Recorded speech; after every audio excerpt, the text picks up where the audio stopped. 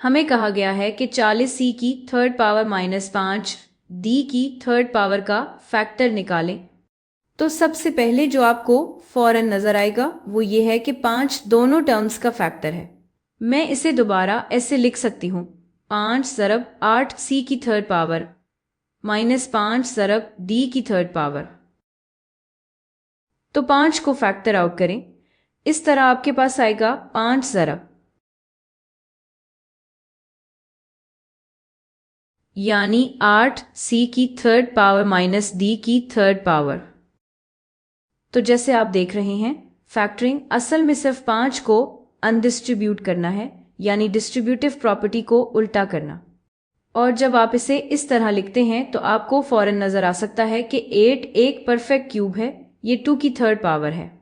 c की third power जाहिर है c की थर्ड पावर ही है, और फिर d की थर्ड पावर, तो ये जो है डिफरेंस ऑफ क्यूब्स है।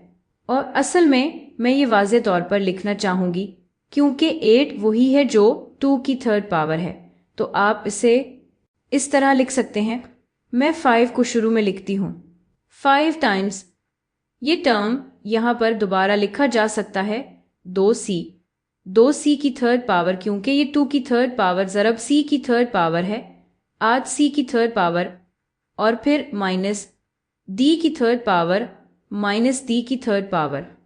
और इस तरह हमारे पास यहाँ डिफरेंस ऑफ क्यूब्स आ गया, और आप वाकई यहाँ फैक्टर आउट कर सकते हैं। आप डिफरेंस को फैक्टर कर सकते हैं ऑफ क्यूब्स, और हो सकता है आपको पैटर्न मालूम हो या ना हो। तो अगर मेरे पास a की थर्ड पावर माइनस b की थर्ड पावर हो तो इसे फैक्टर किया जा सकता है a minus b ज़रब a squared plus a b plus b squared. और अगर आपको यकीन ना आए तो मैं चाहूंगी कि आप इसे मल्टीप्लाई करें और आपको a की थर्ड पावर माइनस b की थर्ड पावर ही मिलेगी। आपको काफ़ी सारे टर्म्स मिलेंगे जो कैंसल आउट हो जाएंगे, तो आखिर में सिर्फ 2 टर्म्स बचेंगे। और अगरचे यहाँ ये लागू नहीं होता, ये जानना भी अच्छा है कि सम ऑफ क्यूब्स भी फैक्टर हो सकते हैं।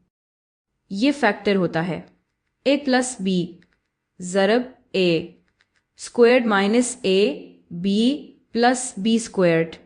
तो एक बार फिर मैं इसको मल्टीप्लाई करने का वक्त नहीं लूंगी, लेकिन मैं चाहूंगी कि आप खुद करें। इसमें सिर्फ थोड़ी सी पॉलिनोमियल मल्टीप्लिकेशन होती है और आप खुद को साबित कर सकेंगे कि वाकई ऐसा ही है।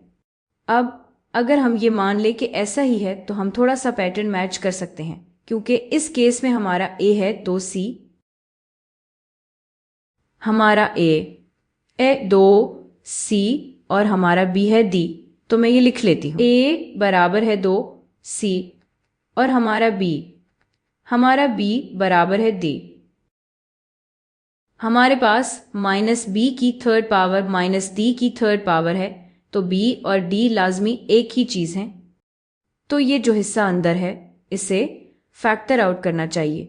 मैं अपना 5 लिख लेती हूँ, ओपन पैरेंथेसिस मैं थोड़ी सी जगह छोड़ लेती हूँ, तो ये फैक्टर आउट हो जाएगा माइनस d 2c में, तो a है 2c माइनस b जो कि d है, तो ये फैक्टर आउट हो जाएगा difference of the two things जिनका मैं क्यूब ले रही हूँ, यानी 2c माइनस d टाइम्स और अब मेरे पास a स्क्वायर्ड है स्क्वायर्ड 2c स्क्वायर्ड वही चीज़ है जो 4c स्क्वायर्ड है a स्क्वायर्ड।